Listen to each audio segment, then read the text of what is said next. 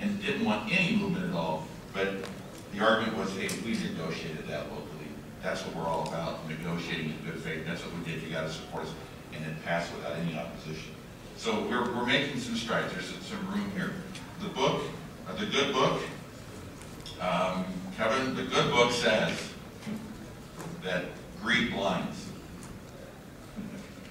Greed blinds. We're talking about greed here, people. That's right. And Peter Drucker said over 50 years ago, a defined benefit pension plan won't work unless the employer is there in perpetuity. And in this economy, no one is in business in perpetuity except the government. And they soaked it to us. They took advantage of us some period. They changed formulas in the middle of the game. Greed blinds. 2, the good book says that a borrower is a slave to the lender. So we didn't want to talk about Obama, but I do want to tell you this. 1, an unfunded actuarially accrued liability is a debt that you have to pay. And 2, look who we're a slave to. Look who this country is a slave to. China, Middle East. Our people, wake up. Pay your debts. Fix these problems. Kevin, freedom and setting you up for your freedom. Yeah, you had 2 open competition. Oh. Or no, you have freedom and another nice little freedom and fiscal responsibility. Oh yes, fiscal responsibility. Add minimalist government to that too, though.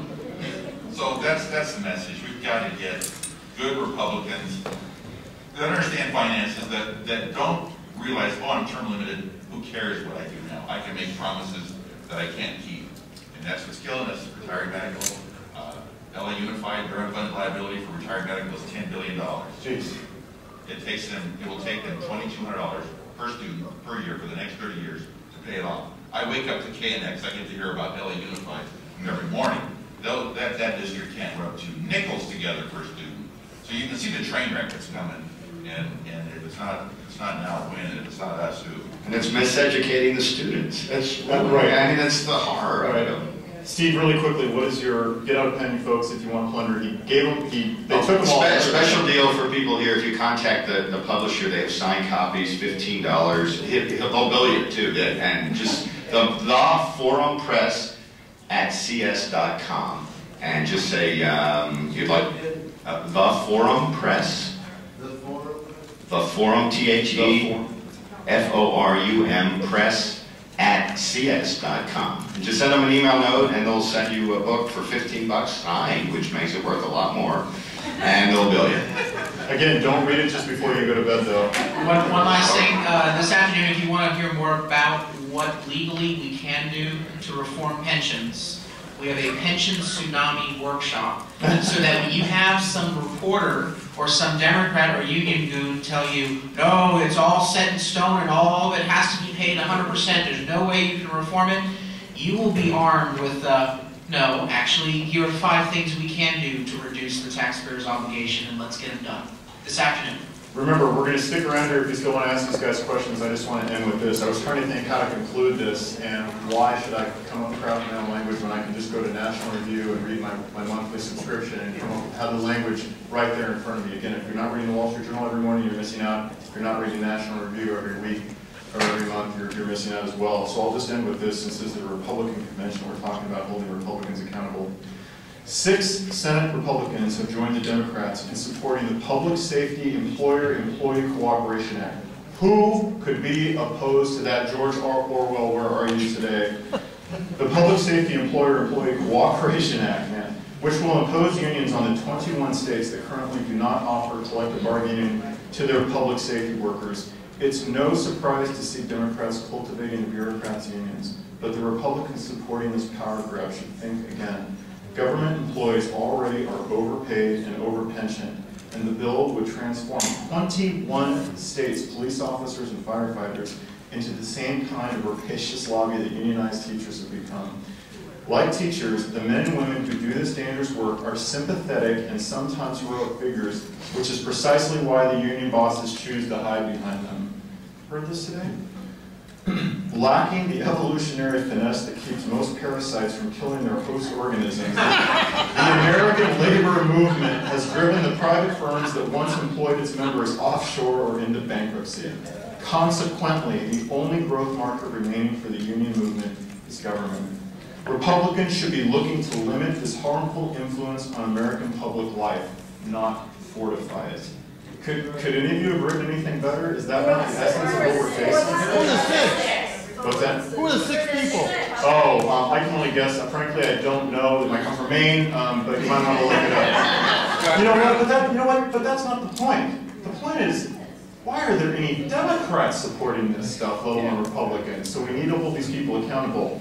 When you go to Washington, D.C., and you walk into the National Archives, into the beautiful rotunda, and you're sitting there and you're looking at the priceless Bill of Rights, or I'm sorry, the Declaration of Independence, and you walk up and it's just a awe-inspiring moment, and you go and you read it. When you actually read it, did any of you ever see National Treasure with Nicolas Cage? There's actually a great moment, and if you ever saw, it's a Bruckheimer film, of course, so there's actually some, pro-American, this is, we're not a bad country after all, and there's some good stuff that we do. There's a great point where Nicolas Cage walks up to the Declaration of Independence with his little sidekick, and he looks at it and he goes, but there's one clause in here that stands out that's more important than any other, and it's a clause, and you know what? If I ask people in this room to, quote from it, sadly, probably a lot of you wouldn't. Go out and buy your Declaration of Independence and your Constitution. Have it in your pocket every day. Remind yourself, exactly, there you go. Remind yourself, what it is to be an American. And he read it, or he recited it, he said, but when following a long train of abuses and usurpations, pursuing invariably the same end, evinces a design to place them under absolute despotism, it is their right, it is their duty to throw off such government and provide new guards for their future. And what he meant by that is, and he said, people don't talk like that anymore, which they don't, which is tragic. And his friend goes, that was beautiful. I have no idea what it means. And he turned to him and he said, what it means is those have the power to do that which is right, have the duty to do it, to correct that which is wrong, have a duty to correct that which is wrong. We all have duties. These guys are all correcting that which is wrong. I'll bet you all of you are as well.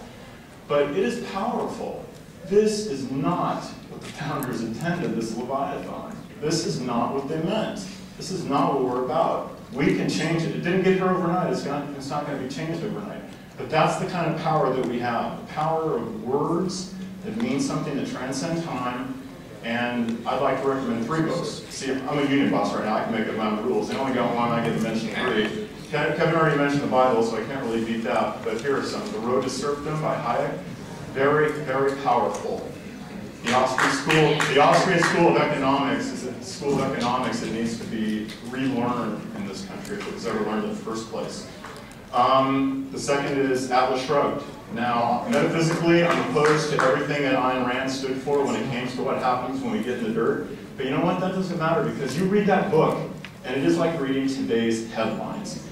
You understand who the looters are. Don't you love that term, the looters? That's powerful. It's awesome. It is descriptive and it is right.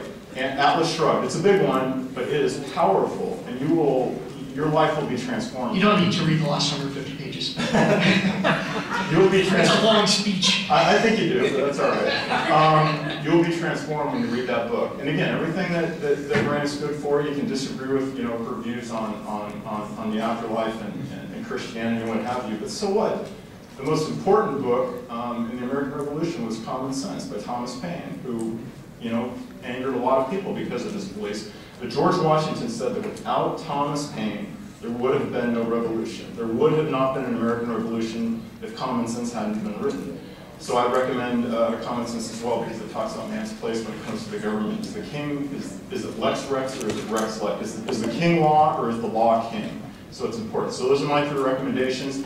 Isn't this a great panel to have?